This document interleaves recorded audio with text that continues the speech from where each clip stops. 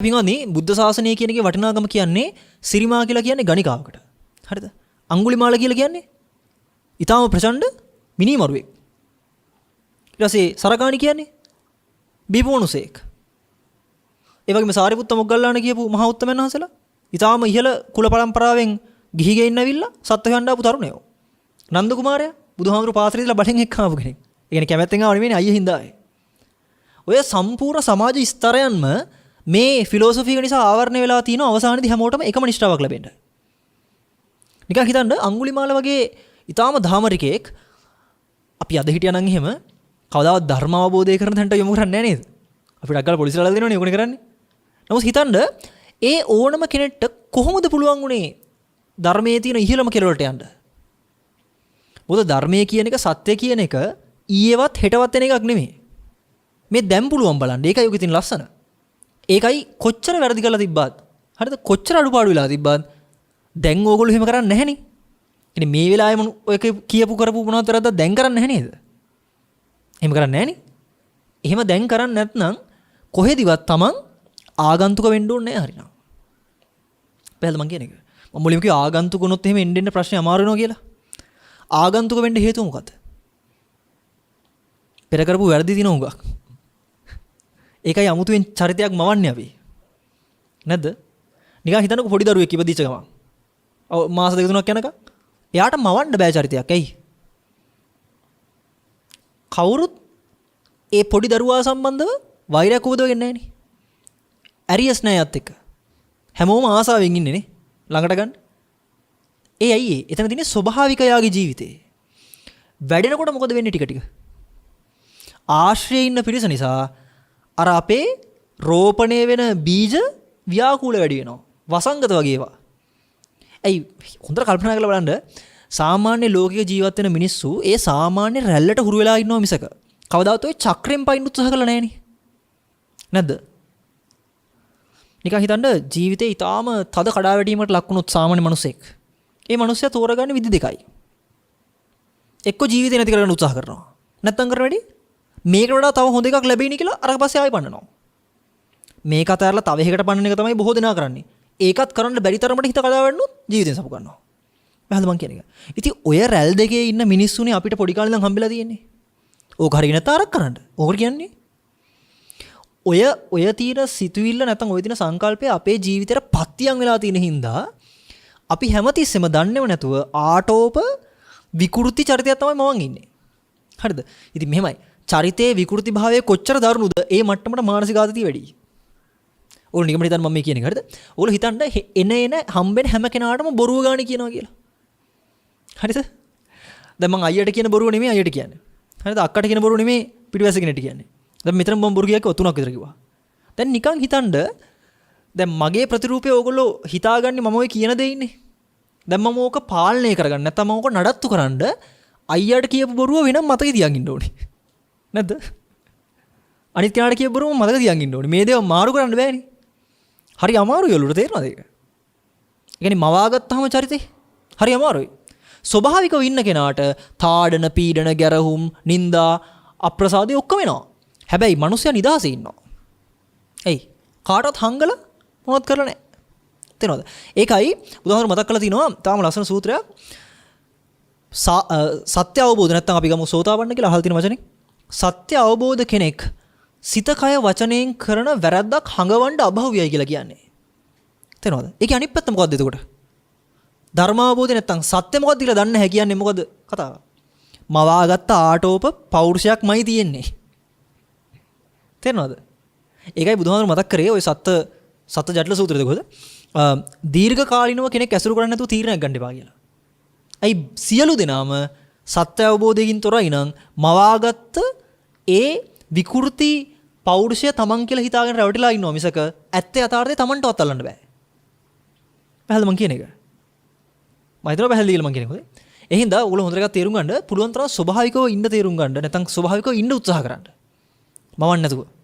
ඒතකොට ලේසි තමන් කවුද කියලා පොඩ්ඩක් තේරුම් ගන්න. නැත්නම් මම කියන්නේ හේතුව මෙච්චර අවධාරණේ අපි ධර්මයක් අහනකොට සත්‍යයක් හොයනකොට අපි අර මවාගත්ත මම කියන කෙනාව නම් නිවන් දක්වන්න හදන්නේ. ඔක වෙන්නේ නැහැ පින්වත්නි. පැහැදිලිද? ඒකයි මේක හොද මඩේ දානවා වගේ වෙලා තියෙන්නේ. කියන්නේ ඕගොල්ලෝ ජීවිතේ බණ කීයක් විතර අහලා ඇද්ද? නේද? පින්කම් යහපත් කුසල කර්ම කොච්චර කරලා ඇද්ද? හැබැයි ඕගොල්ලන්ට තේරෙන විදිහේ සාමාන්‍ය ජීවිතේ වෙනසක් වෙන්නෙත් නැහැ. එකම රටාවට යනවා. හරිද? තමන් වටපිටේ ඒ දේවල් කරපු මිනිස්සුන්ගේ ලොකු වෙනසක් පේන්නේ නැහැ. එකම විදිහේ අර මුර්ග මානසිකත්වයෙන් තමයි ඉන්නේ. තේරෙනවද මම කියන එක? එහෙනම් මම කියන්නේ අපි හැමතිස්සෙම විමසා බලන්න ඕනේ අපි ඇත්තටම දෙයක් ගන්නවද කියලා මේ අහන දේවල් වලින්. හරිද? ඒක වෙන්න නම් පින්වත්නි මම ඊටාම ගෞරවයෙන් යෝජනා කරන්නේ පුළුවන් තරම් ඒ ප්‍රතිපදාවේ හික්මෙන ඒ සත්පුරුෂයන්ව ඇත්තටම ආශ්‍රය කරලා බලන්න කියන එක. හරිද?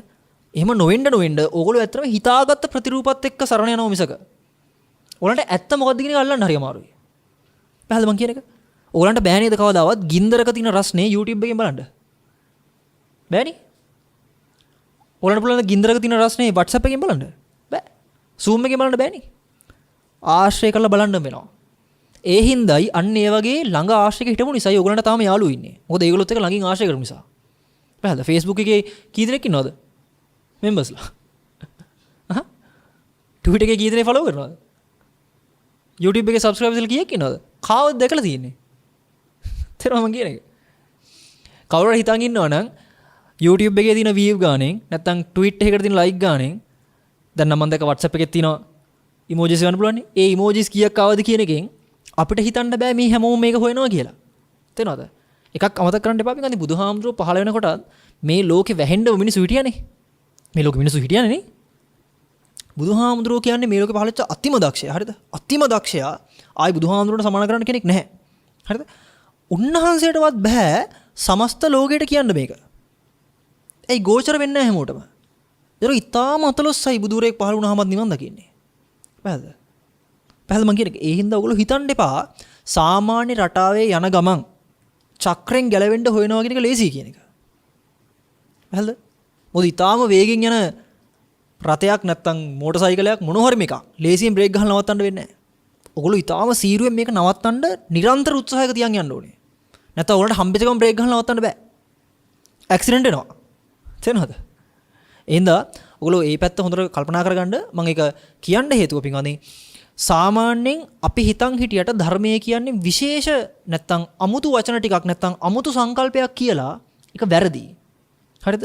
ධර්මය අපිට අමුතු වෙන්න හේතුව අපි ජීවත් වෙන දෙයට වඩා අපි ජීවත් වෙන විදිහට වඩා මෙතන අපිට අමුතුවෙන් තේරුම් ගන්න ඕනේ කියලා දෙයක් අපි හිතන් ඉන්නකම. පැහැදිලිද මම කියන එක? මොකද අපි හැමසෙම දෙයක් ඇචීව් කරන්නනේ කැමැත්ත තියෙන්නේ. අපි යම්කිසි නිෂ්ඨාවකට යන්නයි කැමැත්ත තියෙන්නේ. ඇයි අපි ඉන්න තැනට සාපේක්ෂව හොඳ තැනක් තියෙනවා කියන අර්ථයෙන්.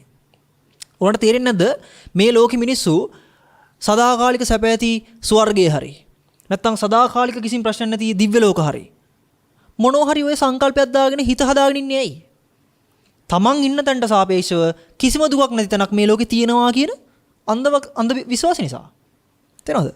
ඒක වෙන්න හේතුව මොකද අපි මවාගත්ත ආටෝප ජීවිතයෙන් අපිට සැනසීමක් ලැබෙන්නේ ওই ආටෝප ටික නැත්තරගනේ. තේරෙනවද? අපි උතන්ට තමයි කැමතිලා තියෙන්නේ. ඉතින් මම කියන්නේ මේ මොහොතේ ආටෝප ටික අතහැරලා දාන්නකෝ. පැහැදිලිද? අස්වාභාවික ගතිය අතහැරලා දාන්නකෝ. වැඩේ හරි. ඔය අස්වාභාවික ගතිය නැති අවස්ථාවට සරල නිකන් ටිකක් ළඟ ආසන උදාහරණයක් මම කියන්නම්.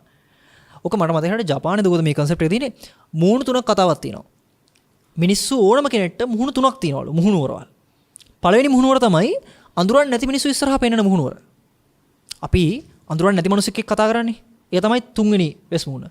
දෙවෙනි වෙස් මුහුණ තමයි තමන් ළඟ නැත්තම් යහළුවෝ මිත්‍රයෝ ඥාති හිමිතා දින්න එක්ක ළඟ මිනිස්සුත් එක්ක පෙන්නන මුහුණුවර. ওই දෙකම අස්වාභාවිකයි හොඳයි. මම කියව ආසන්න උදාහරණයක් තමයි තමන් තනියෙන් එහෙම ඉඳද්දී. හරිද? අර ආගන්තුක හෝ ළඟ යහළුවෝ කිසිවක් නොවන ස්වභාවය තියෙන්නේ. අන්න ඒ වගේ තැනකදී තමන්ට තමන්ව තේරෙන ස්වභාවයක් තියෙනව නේද? අන්න එතන ආසන්නයි තමන්ගේ තියෙන ඇත්ත ස්වභාවයට. පැහැදිලි 100%ක් ඇත්ත නෙමෙයි ආසන්නයි ඒක. පැහැදිලි මම කියන්නේ. ඒ හින්දා මම අර මතක් කරා වගේ අපිට තමන් සම්බන්ධව ගවේෂණයක් කරගන්නව නම් දුව එහෙම ඔළුවනවන දඟල කරන්න බෑ. හරිද? ඒ දැඟලිල්ල පොඩ්ඩක් අඩු කරන්න වෙනවා. එහෙම වුණොත් තමයි අර අල්පේච්ඡයි කියන මට්ටම තියෙන්නේ. එනේ විවේකයක් ලැබුණා කියන්නේ උකට. පැහැදිලිද? සහ පුළුවන් තරම් සත්‍ය සොයන එක ස්වභාවික කරගන්න. හරිද? ස්වභාවික කරගන්න. නැත්නම් ඒකට කිව්වොත් හුස්ම වගේ කරගන්න කියලා. ඒ කියන්නේ Tamanට ඕනම වෙලාවකදී හමු වෙන ඕනම තැනකින් ඒකේ අදහසේ ගැඹුරට පොඩ්ඩක් ඉඳා බහින්න උත්සාහ කරන්න. තේරෙනවද? එතකොට මම අර මුලින්ම අහපු ප්‍රශ්න වලට ඊට වඩා ගැඹුරු උත්තර හම්බ වෙනවා. පැහැදිලිද? නැත්නම් අපි හිතනවා වගේ ලේසි වෙන එකක් නැහැ.